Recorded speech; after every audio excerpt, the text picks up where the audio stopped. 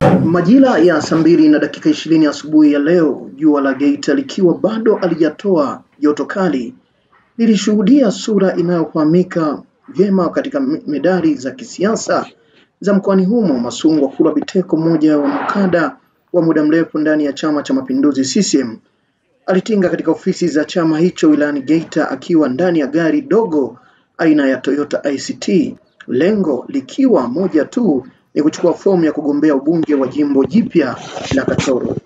Ni hatua ambayo imeonekana kama mwanzo wa sura mpya katika maisha ya kisiasa Biteko, ambaye kwa miaka 5 iliyopita amekuwa kimya akitafakari, akijipanga, na sasa amerudi tena kwa kasi.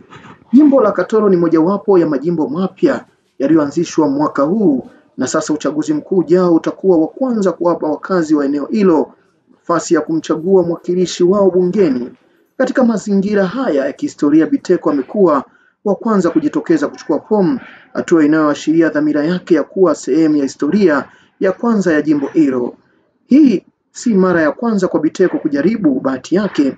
Mwaka 2020 alijitokeza kuwania ubunge wa jimbo la Busanda.